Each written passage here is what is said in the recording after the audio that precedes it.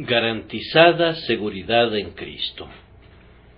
Yo sé a quién he creído, y estoy seguro que es poderoso para guardar mi depósito para aquel día. 2 de Timoteo 1:12. En el estilo de estas palabras apostólicas hay una certeza sobremanera reanimante en esta época entregada a la duda. En ciertos círculos de la sociedad es raro encontrarse hoy en día con alguien que crea en algo. Lo filosófico, lo correcto, lo que está de moda en nuestros días, es dudar de todo lo que sea generalmente aceptado. Ciertamente, quienes sostienen algún credo, del tipo que sea, son catalogados por la escuela liberal como dogmáticos anticuados, como personas superficiales de un intelecto deficiente y muy rezagadas con respecto a su época.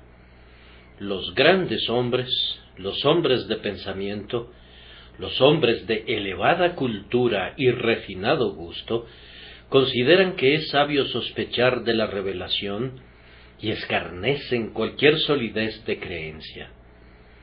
Los condicionales sí y pero, los tal vez y los por ventura son el deleite supremo de esta época. Había de sorprendernos que los hombres encuentren que todo es incierto cuando rehúsan someter sus intelectos a las declaraciones del Dios de la verdad. Adviertan asombrados, entonces, la reanimante e incluso sorprendente seguridad del apóstol. Yo sé, afirma él. Y eso no basta. Estoy seguro, añade. Habla como alguien que no puede tolerar ninguna duda. No hay ninguna duda acerca de si ha creído o no. Yo sé a quién he creído. No hay ninguna vacilación acerca de si tenía una razón para creerlo. Estoy seguro que es poderoso para guardar mi depósito.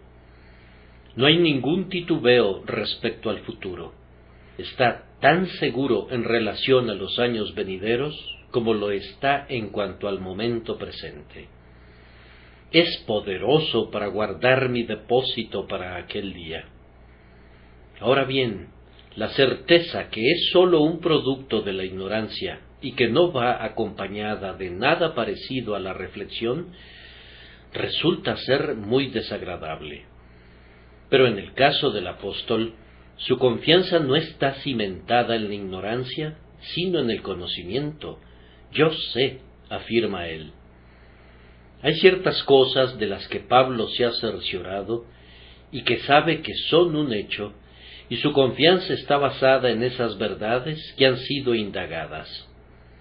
Además, su confianza no era el fruto de la irreflexión, pues agrega, estoy seguro, como si hubiese razonado el asunto y hubiese sido persuadido a aceptarlo, como si hubiese meditado largamente al respecto y lo hubiese sopesado, y la fuerza de la verdad le hubiese convencido plenamente, de manera de quedar persuadido. Cuando la certeza es el resultado del conocimiento y de la meditación, se torna sublime, como sucedió con el apóstol, y siendo sublime, se torna influyente.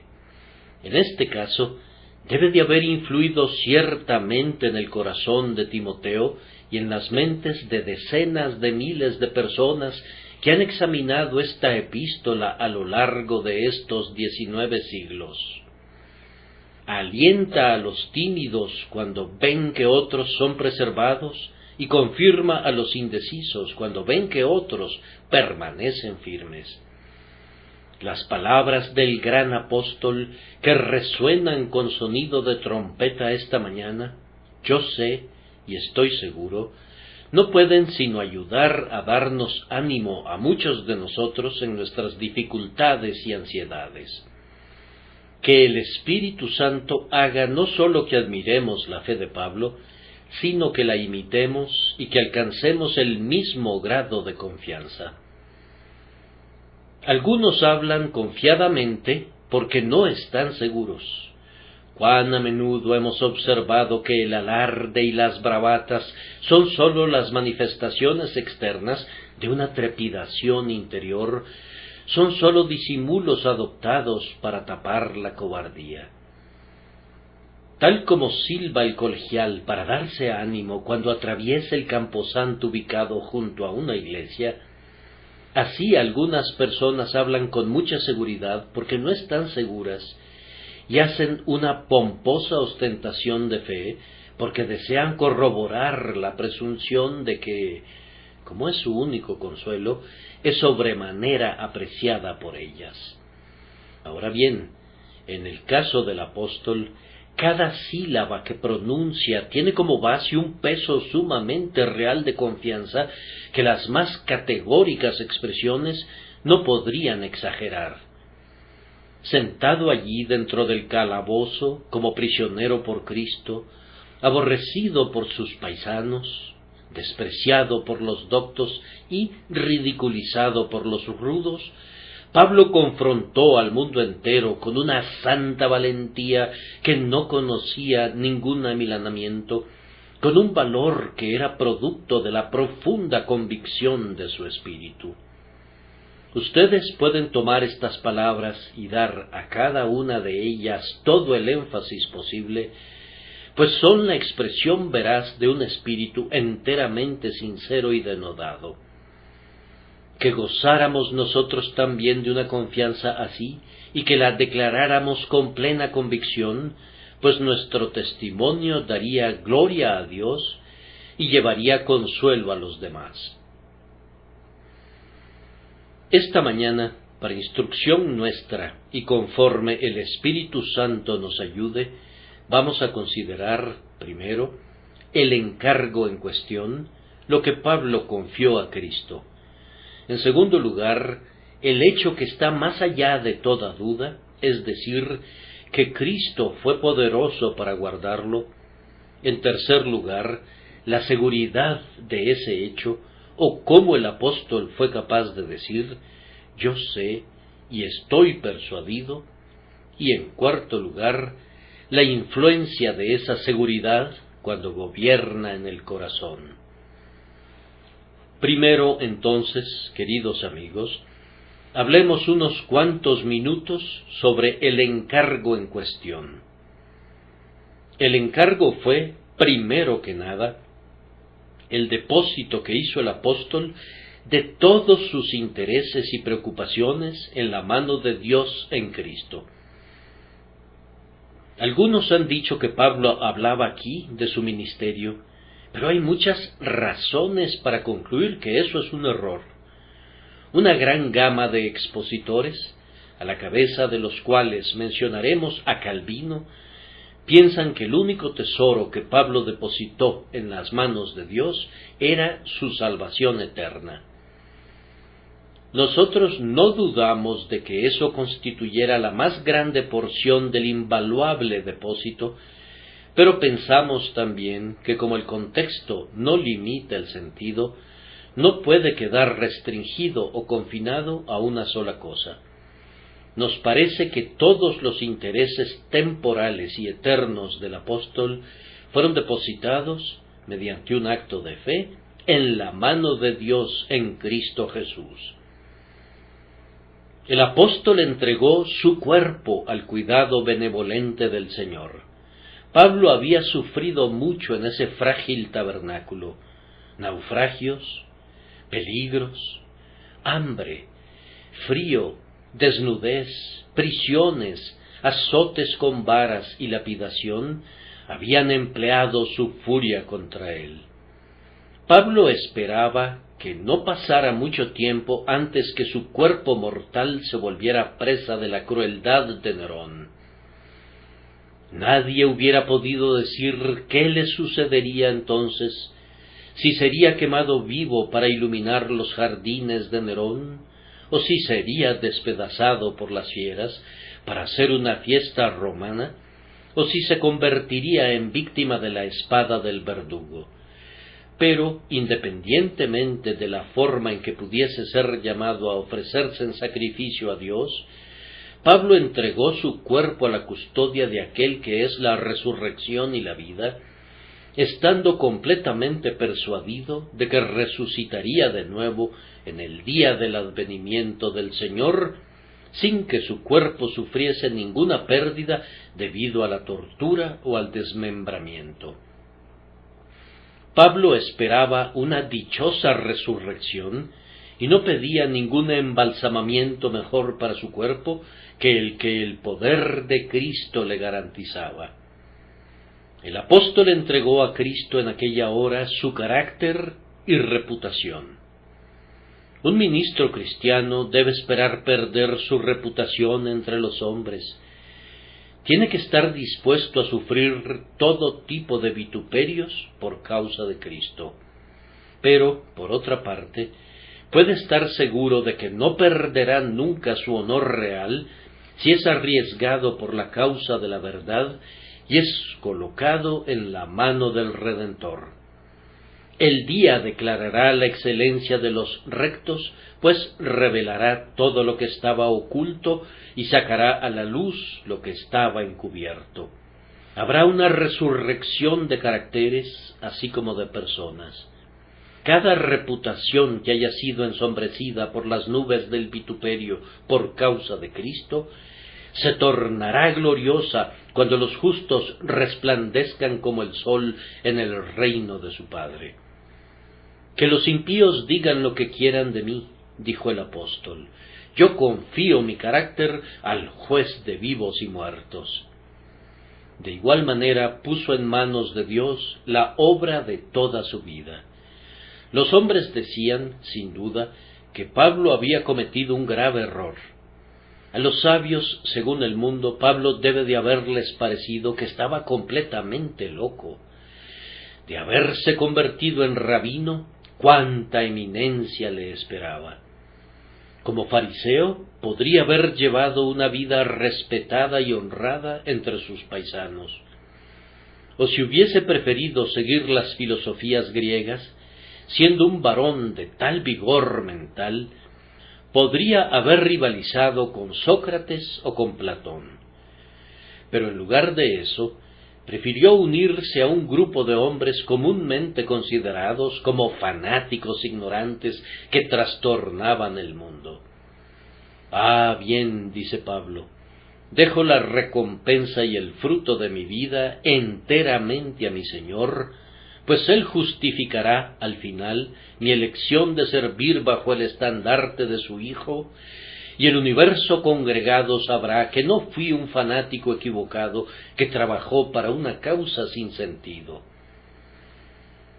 De igual manera, el apóstol consignó en las manos de Dios en Cristo su alma, sin importar cuál fuera el peligro que corriera por las tentaciones que le rodeaban. Pablo sentíase seguro en las manos de la grandiosa fianza, prescindiendo de cuán grandes fueran las corrupciones que se alojaban en su interior y los peligros que acechaban afuera. El apóstol transfirió al depositario divino todos sus poderes mentales, sus facultades, sus pasiones, instintos, deseos y ambiciones.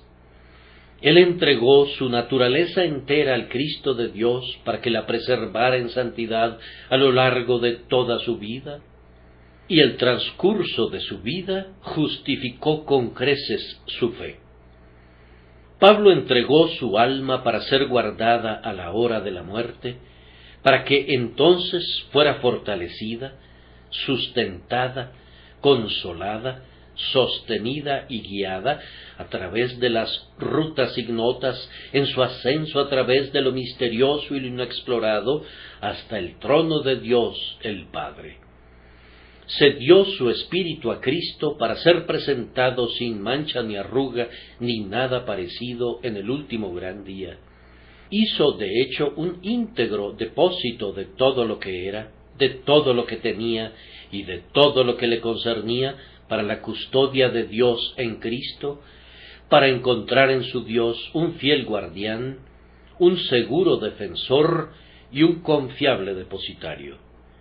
Entonces, este era el encargo al que se refería el apóstol.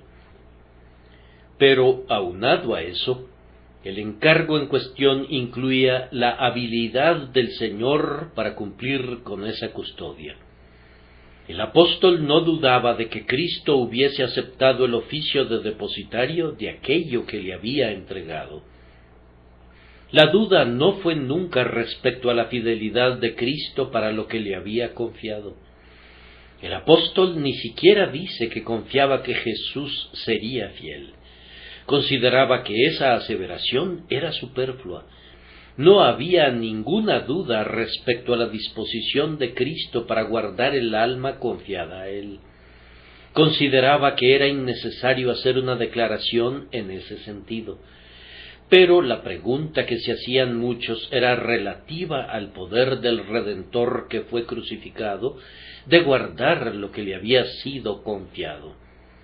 Oh, dijo el apóstol, yo sé y estoy seguro que es poderoso para hacer eso. Observen, queridos amigos míos, que la pregunta no es respecto al poder del apóstol para guardarse a sí mismo. Él no hace esa pregunta. Muchos de ustedes se han preocupado por saber si son capaces de resistir la tentación. No necesitan debatir el tema. Es claro que aparte de Cristo, ustedes son sumamente incapaces de perseverar hasta el fin. Respondan a esa pregunta con una categórica negación de inmediato y no vuelvan a hacerla nunca. La pregunta no era si el apóstol sería encontrado con mérito en su propia justicia en el día del juicio, pues él había desechado desde hacía tiempo esa justicia propia. Pablo no toca ese punto. La pregunta es esta: ¿es Jesús capaz de guardarme? Apéguense a esto, hermanos míos, y sus dudas y temores pronto desaparecerán.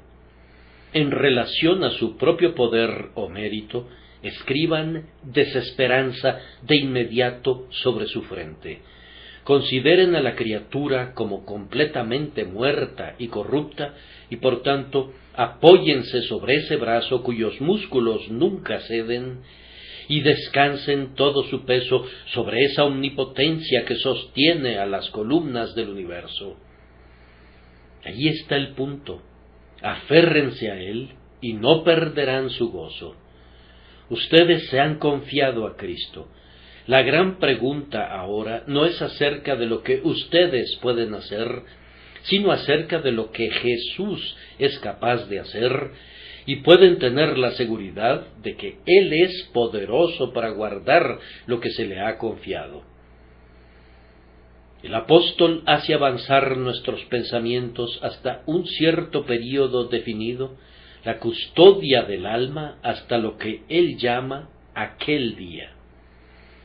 Yo supongo que lo llama aquel día porque era el día más ardientemente esperado por los cristianos y el día del que más se hablaba.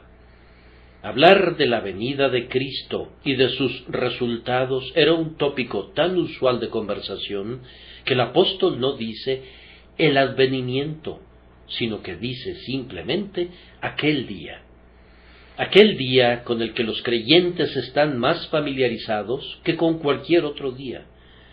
Aquel día, el día de la muerte, si así lo quieren, cuando el alma se presente delante de su Dios. El día del juicio, si les parece, aquel día cuando se abran los libros y se ha leído su contenido. Aquel día, la terminación de todo, el sellado del destino, la manifestación de la suerte eterna de cada uno de nosotros. Aquel día por el que todos los demás días fueron hechos. Cristo Jesús es poderoso para guardarnos contra aquel día. Es decir, Él es capaz de ubicarnos entonces a la diestra de Dios, de colocar nuestros pies sobre la roca cuando otros se hundan en el abismo sin fondo, de coronarnos cuando otros sean maldecidos, de embelezarnos en el paraíso cuando los pecadores sean arrojados en el infierno. Este es el tema a considerar. ¿Puede el grandioso pastor de las almas preservar a su rebaño? Ah, hermanos, si no han explorado nunca esa pregunta, no me sorprendería que tuvieran que hacerlo. Cuando están muy abatidos y están débiles, y el corazón y la carne están flaqueando, cuando la enfermedad los lleva al borde de la tumba y vislumbran la eternidad, esta pregunta puede ocurrírsele a cualquier persona reflexiva. ¿Es válida mi confianza en el Cristo de Dios? ¿Será Él capaz, en el artículo de muerte, cuando mi espíritu se estremezca al ser desvestido, será Él capaz entonces de ayudarme? Y en la hora más terrible, cuando el sonido de la trompeta despierte a los muertos, ¿encontraré yo, en verdad, que la grandiosa víctima por el pecado es capaz de defenderme? ¿Será suficiente su mérito, no teniendo yo ningún mérito propio? ¿Su sola sangre me limpiará de 10,000 pecados? Nada puede igualar jamás en importancia a este asunto. Es un asunto que ha de ser considerado con la más inaplazable urgencia. Es una feliz circunstancia que podamos pasar a nuestro segundo punto para reflexionar por un momento en el hecho que está más allá de toda duda, es decir, que Dios en Cristo es poderoso para guardar lo que hemos depositado en Él. La confianza del apóstol era que Cristo es un depositario capaz. Entonces Pablo quiso decir, primero, que Jesús es capaz de guardar el alma de caer en el pecado condenatorio. Yo supongo que este es uno de los mayores temores que pudiera turbar jamás al verdadero creyente. ¿Acaso no han orado nunca pidiendo morir antes que apartarse de Cristo? Yo lo he hecho, y en mi alma he cantado amargamente aquel verso: «Ah, Señor, con un corazón como el mío, a menos que tú me sostengas firmemente, siento que voy a declinar y que lo haré, y que me voy a apartar de ti al final». Ahora, cristiano turbado, recuerda que tu Señor es poderoso para guardarte bajo toda posible forma de tentación. Ah, dices tú, el apóstol Pablo no tenía las tribulaciones que yo tengo. Yo creo que las tenía, pero aun si no las hubiese tenido, Jesús las experimentó, y Cristo tiene la habilidad de guardarte frente a ellas. Escucho que alguien dice: «Yo soy el único en mi casa que ha sido llamado por la gracia, y todos los demás se oponen a mí. Soy un ser solitario en la casa de mi Padre». Pues bien, Pablo se encontraba precisamente en tu condición. Él era un hebreo de hebreos, y era visto por su gente con el odio más extremo porque había salido de entre ellos para seguir al crucificado. Con todo, Pablo sentía que Dios era poderoso para guardarlo, y tú puedes estar seguro de que aunque tu padre y tu madre te abandonaran, y tus hermanos y tus hermanas se burlaran, aquel en quien tú confías te guardará firme en la fe. Ah, dice otro, pero tú no sabes en qué consiste esforzarse contra los prejuicios de una educación hostil a la fe en Jesús. Cuando busco crecer en la gracia, las cosas que aprendí en mi niñez se interponen con violencia y me sirven de obstáculo. ¿Y acaso no se encontraba el apóstol en el mismo caso? En lo tocante a la ley, él había sido un fariseo, educado en la más rigurosa secta, instruido en las tradiciones que eran opuestas a la fe de Cristo, y sin embargo, el Señor lo guardó fiel hasta el final. Ninguno de sus viejos prejuicios fue capaz siquiera de ensombrecer la simplicidad del Evangelio de Cristo. Dios es poderoso para guardarte a ti también, a pesar de tus prejuicios preexistentes. Ah, dice uno, pero yo soy víctima de muchos pensamientos escépticos. Con frecuencia sufro de dudas del orden más sutil. ¿Piensas tú que el apóstol nunca conoció esa tribulación? Él no desconocía la filosofía griega, que consistía en un manojo de preguntas y de escepticismos. Él debe de haber experimentado esas tentaciones que son comunes a las mentes reflexivas. Y con todo, dijo, estoy seguro que es poderoso para guardar mi depósito.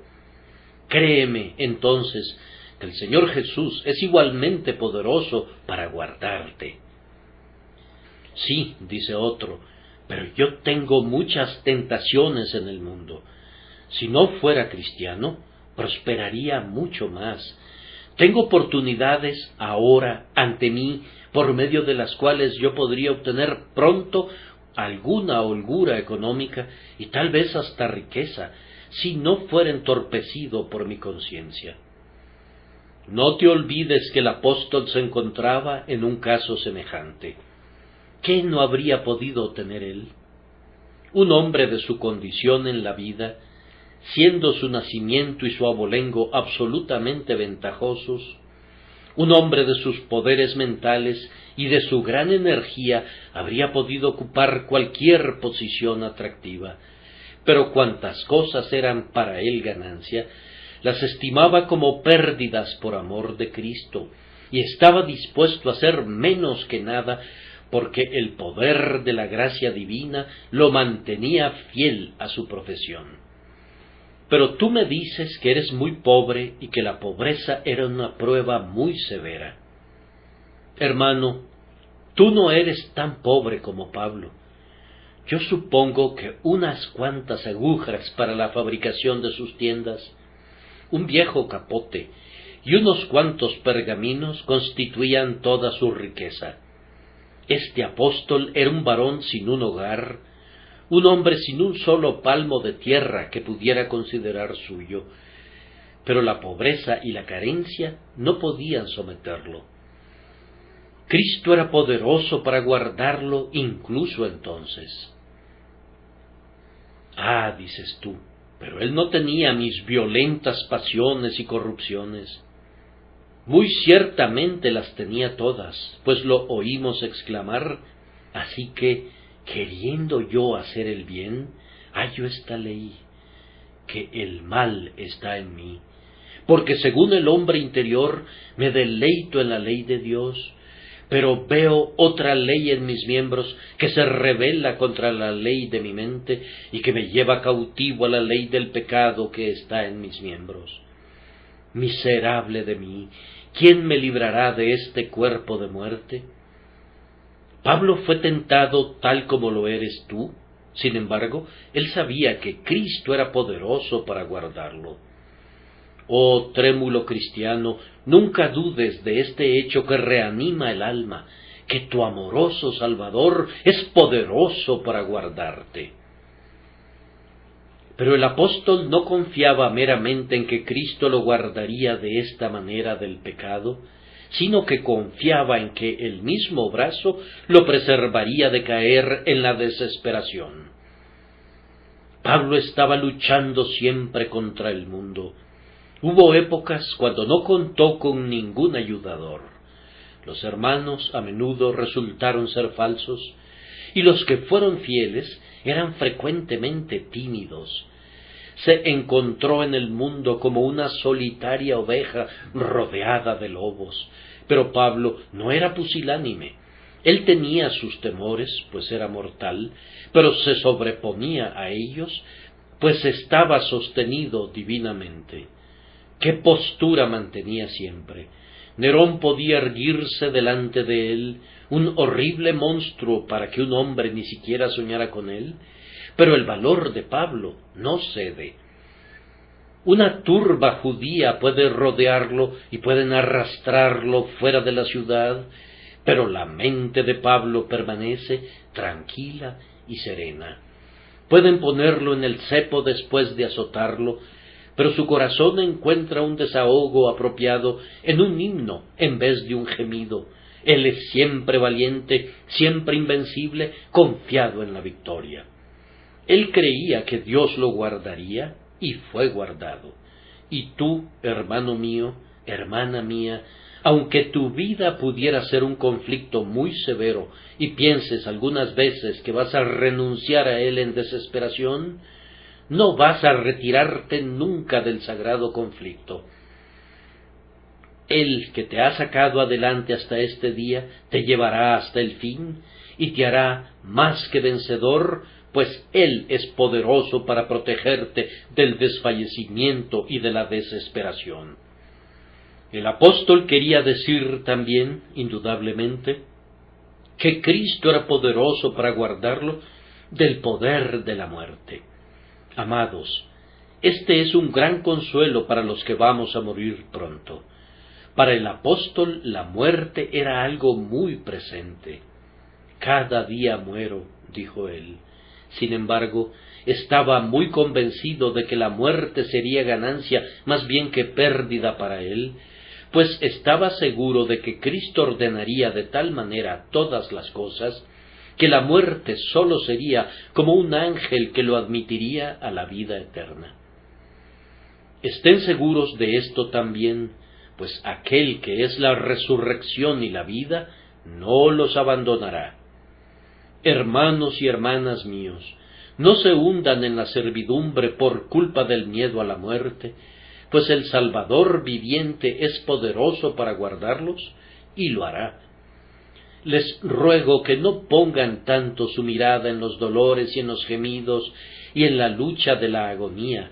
Miren más bien a ese benigno amigo, quien, habiendo soportado las agonías de la muerte antes que ustedes, puede identificarse con sus sufrimientos y quien, puesto que vive para siempre, puede proporcionarles la ayuda disponible. Echen sus cuidados sobre él y no le tengan más miedo a morir que ir a la cama cuando llega la noche. El apóstol está seguro también de que Cristo es poderoso para preservar su alma en el otro mundo. Poco es revelado en la Escritura por vía de una descripción detallada de ese otro mundo. ¿Se podría dar paso a la imaginación? Pero poco se podría comprobar. Esto es lo que sabemos, que el espíritu regresa al Dios que lo dio, y en el instante siguiente a la muerte, el alma del justo está en el paraíso con Cristo. Esto también está claro. Con todo, ya sea que conozcamos los detalles o no, tenemos la certeza de que el alma está segura con Cristo. Sea cual fuere el peligro que nos espere en nuestra jornada desde este planeta hasta la morada de Dios, proveniente de los espíritus malignos, sea cual fuere el conflicto en el último momento, Jesús es poderoso para guardar el depósito que le hemos confiado. Si yo tuviera que guardarme a mí mismo, ciertamente podría temblar alarmado ante la expectativa de la región desconocida, pero aquel que es el Señor de la muerte y del infierno, y tiene las llaves del cielo, puede seguramente guardar mi alma en ese terrible viaje a través del mar sin senderos.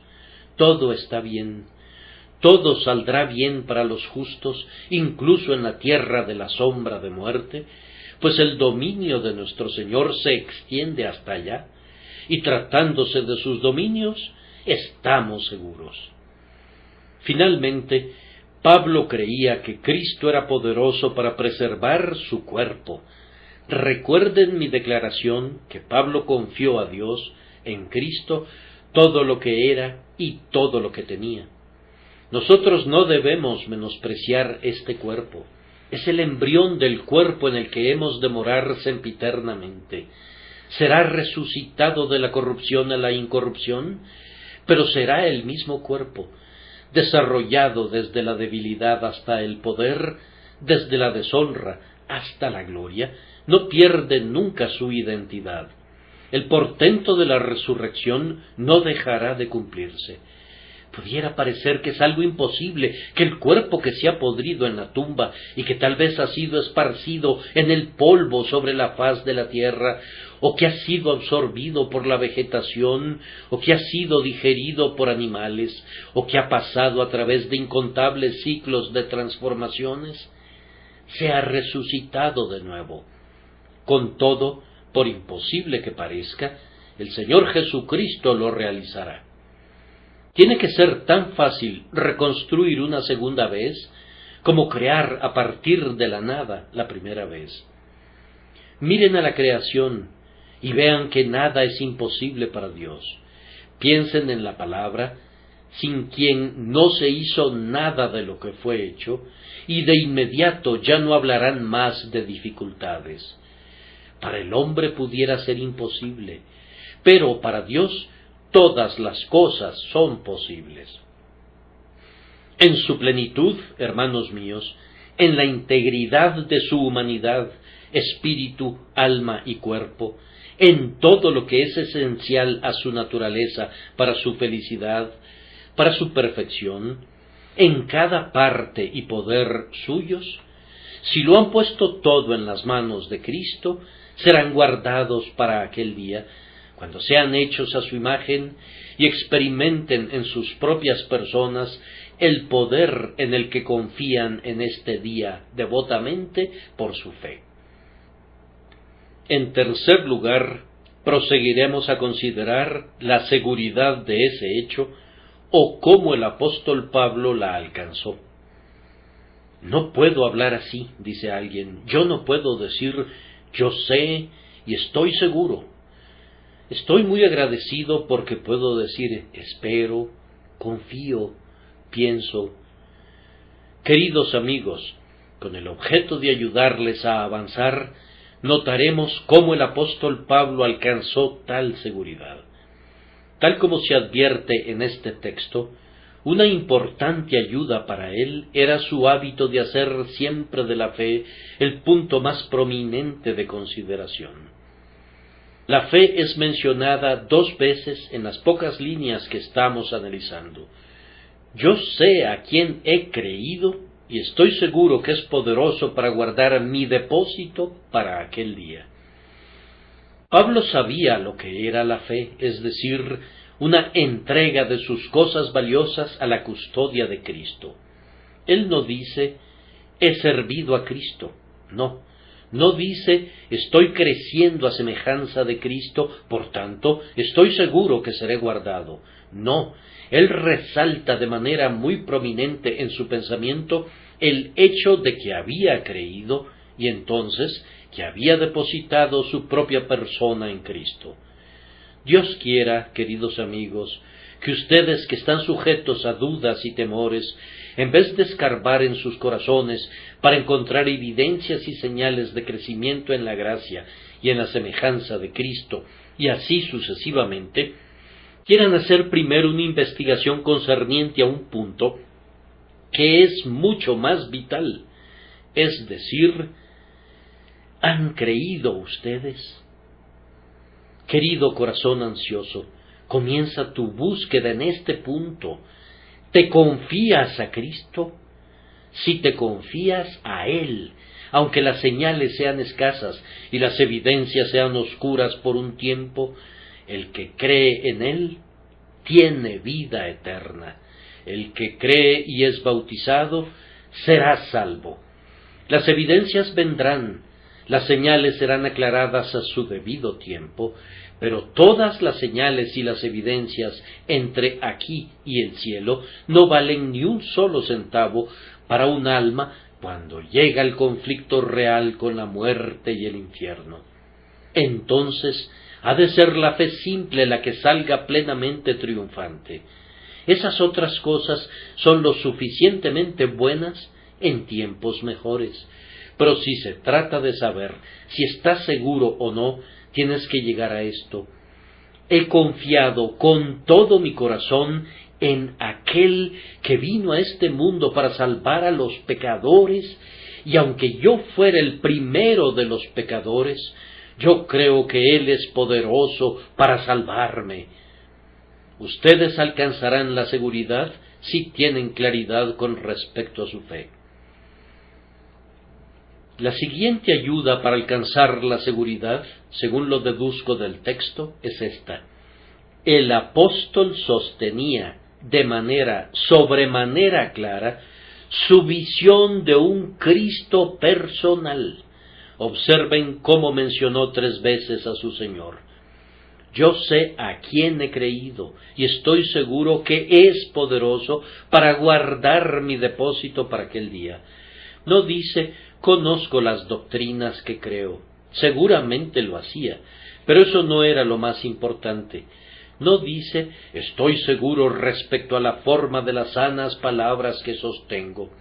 Estaba lo suficientemente seguro respecto a eso, pero eso no constituía su fundamento. Ninguna simple doctrina puede ser jamás el sostén del alma. ¿Qué puede hacer un dogma? ¿Qué puede hacer un credo? Hermanos, esas cosas son como las medicinas, que necesitan de una mano que las suministre, necesitan de un médico que las recete. De otra manera, podrían morir con todas esas valiosas medicinas a la mano. Necesitan una persona en quien confiar. No hay ningún cristianismo tan vital, según lo entiendo, tan influyente, tan verdadero, tan real, como el cristianismo que trata con la persona del Redentor viviente. Yo lo conozco, yo sé que Él es Dios, yo sé que Él es mío. Yo no confío meramente en su enseñanza, sino en Él mismo. No dependo tanto de sus leyes, reglas o enseñanzas, como de Él mismo como persona. Amado hermano, ¿es eso lo que estás haciendo ahora? ¿Has entregado tu alma en depósito a ese bendito varón que es Dios también y que está sentado a la diestra del Padre? Puedes venir en fe a sus pies y besar las huellas de los clavos, y luego puedes mirar su amado rostro y decir, ah, Hijo de Dios, yo confío en el poder de tu brazo, en la preciosidad de tu sangre, en el amor de tu corazón, en la prevalencia de tu intercesión, en la certidumbre de tu promesa, en la inmutabilidad de tu carácter. Yo confío en ti y solo en ti. Tú obtendrás esa seguridad sin problemas ahora.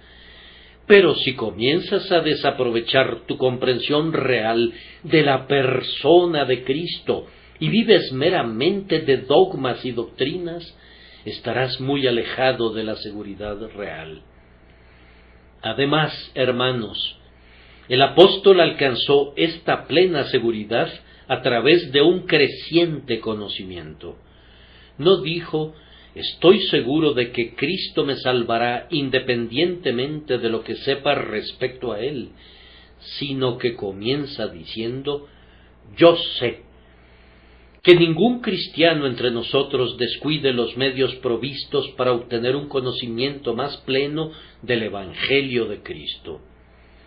Yo quisiera que esta época produjera cristianos más reflexivos y estudiosos. Me temo que fuera de lo que muchos de ustedes pudieran recordar del sermón o de la lectura de las Escrituras en público, no aprenden mucho de la palabra de Dios ni de esos innumerables libros instructivos que hombres piadosos nos han legado.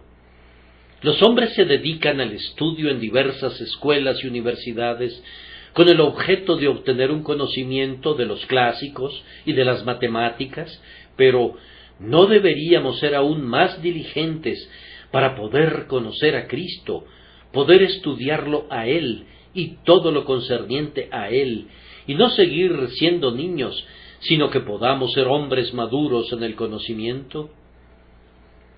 Muchos de los temores de los cristianos serían ahuyentados si supieran más.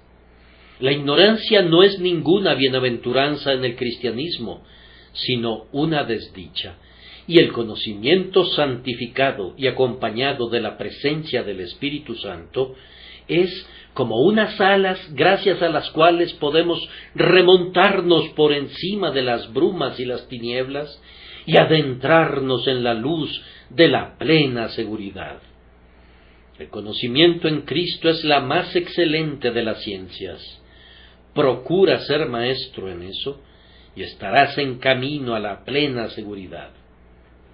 Además, según se desprende del texto, el apóstol adquirió su seguridad por un examen atento, así como por el conocimiento. Yo sé y estoy seguro. Como ya he dicho, la persuasión es el resultado de un argumento.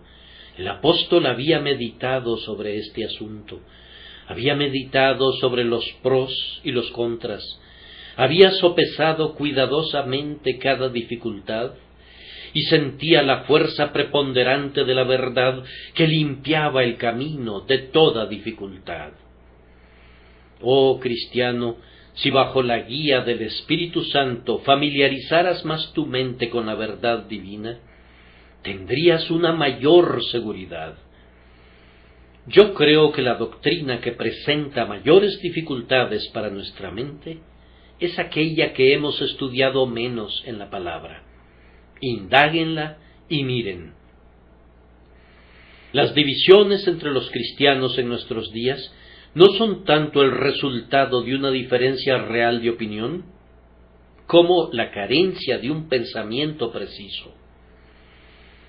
Creo que nos estamos acercando más y más en nuestra teología y que, en general, al menos en las iglesias disidentes de Inglaterra, todos los ministros evangélicos predican una teología muy similar, pero algunos no son cuidadosos de sus términos y palabras y los usan incorrectamente y así parecen predicar doctrinas equivocadas cuando en sus corazones tienen una intención que es lo suficientemente correcta.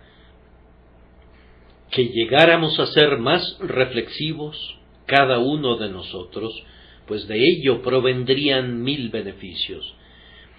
Pensando en la deidad de Cristo, considerando la veracidad de la promesa divina, meditando sobre los cimientos del pacto eterno, reflexionando en lo que Cristo ha hecho por nosotros, deberíamos llegar al final, por la enseñanza del Espíritu, a estar plenamente persuadidos del poder de Cristo para guardar el encargo sagrado que le hemos confiado. Dudas y temores se disiparían como nubes barridas por el viento. ¿Cuántos cristianos hay como el avaro que nunca se siente tranquilo respecto a la seguridad de su dinero, aun cuando ha echado llave a la caja fuerte y ha asegurado la habitación en la que lo guarda, y ha echado llave a la casa, y echó el cerrojo, y aseguró los pasadores de cada puerta?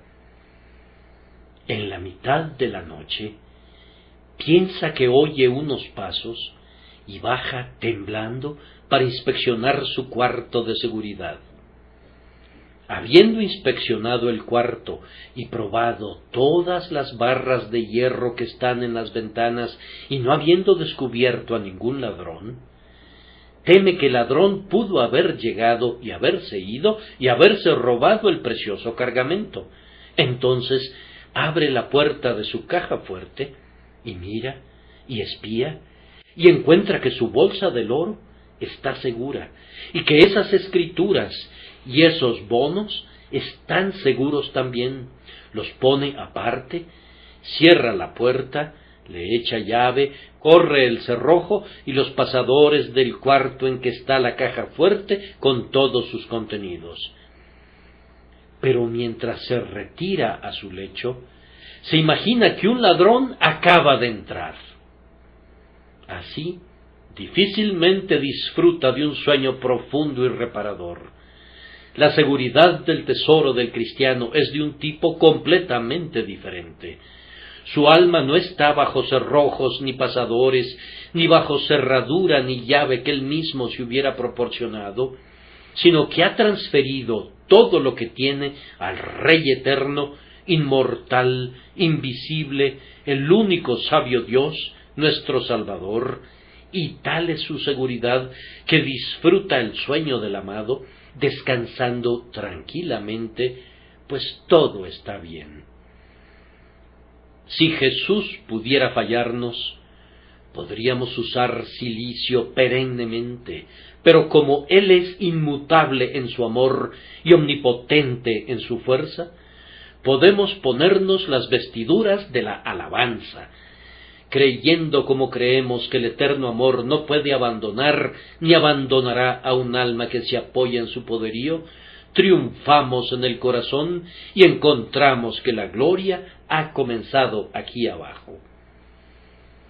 Ahora, para concluir, ¿cuál es la influencia de esta seguridad cuando penetra en la mente? Puesto que mi tiempo se agota, sólo diré que, como en el caso del apóstol, nos capacita para resistir todo el oprobio que pudiéramos encontrar por servir al Señor. Decían que Pablo era un necio. Bien, replicaba el apóstol, no me avergüenzo, porque yo sé a quién he creído y estoy dispuesto a ser considerado un necio. Los impíos pueden reírse de nosotros ahora, pero su risa acabará pronto, y el que gana por siempre es quien reirá al final. Siéntanse perfectamente confiados de que todo está seguro, y pueden permitir que el mundo se ría de ustedes hasta que su faz le duela. ¿Qué importa lo que piensen los mortales? ¿Qué significa lo que el universo entero piense si Dios ama a nuestras almas? Queridos amigos míos, cuando vivan en la plena seguridad del amor de Dios, se volverán muy indiferentes a las opiniones de los seres carnales.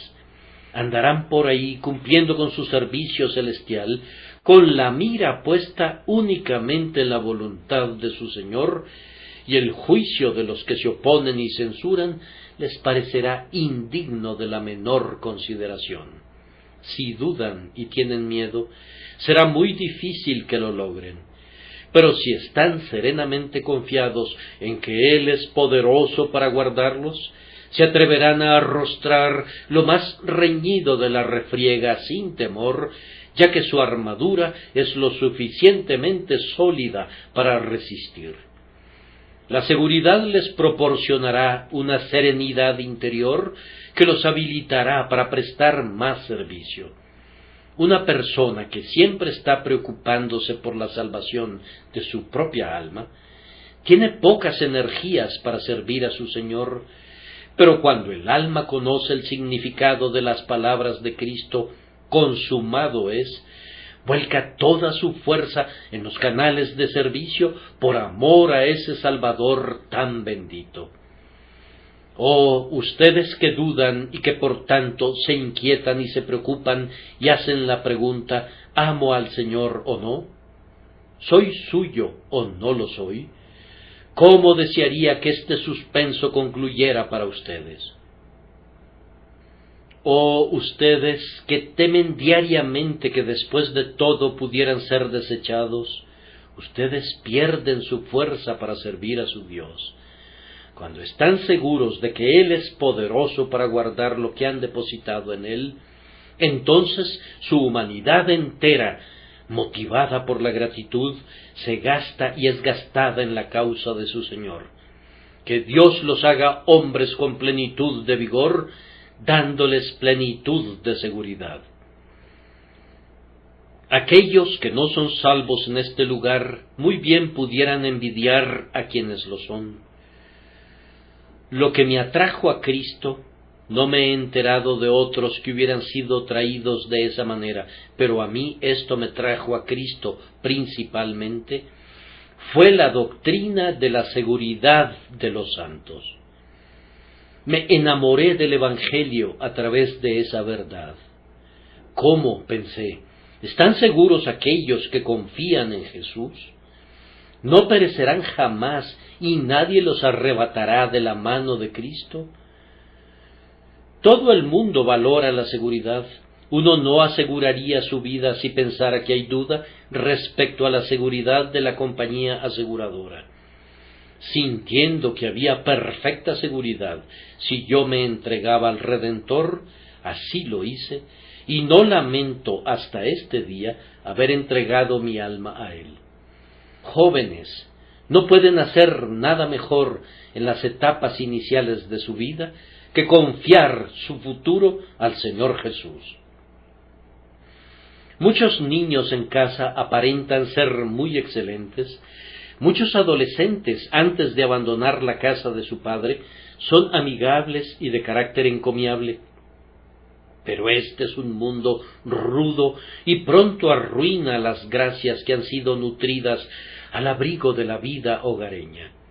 Unos muchachos buenos a menudo se convierten en hombres malos, y muchachas que eran muy amables y puras en el hogar, se ha sabido que se volvieron mujeres muy perversas. Oh, hijos, sus caracteres estarán seguros si los confían a Jesús. Yo no digo que serán ricos si confían en Cristo. No digo que prosperarán a la manera de los hombres, pero lo que digo es que serán felices en verdad, en el mejor sentido de esa palabra, y que su santidad será preservada por haberse confiado a Jesús.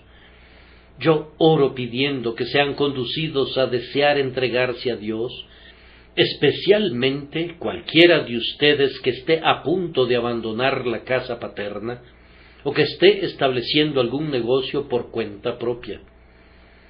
Este primer domingo del Año Nuevo es un tiempo muy apropiado para comenzar rectamente. Oh, que el Espíritu Santo susurre suavemente a sus oídos algunas razones que los persuadan a entregarse a Cristo. Yo les digo de nuevo, mi testimonio es que no pueden hacer una cosa más sabia o mejor. Oh, yo desearía que ustedes conocieran la felicidad que ha conocido mi alma al descansar en mi Señor. Yo no dejaría de ser un cristiano, aun si a cambio de ello pudiera ser convertido en un rey o en un ángel.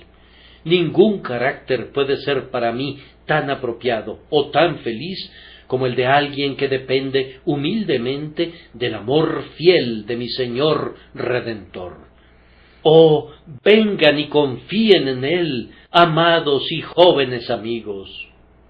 Ustedes que son mayores, ¿necesitan que les hable cuando ya se están acercando tanto a la tumba?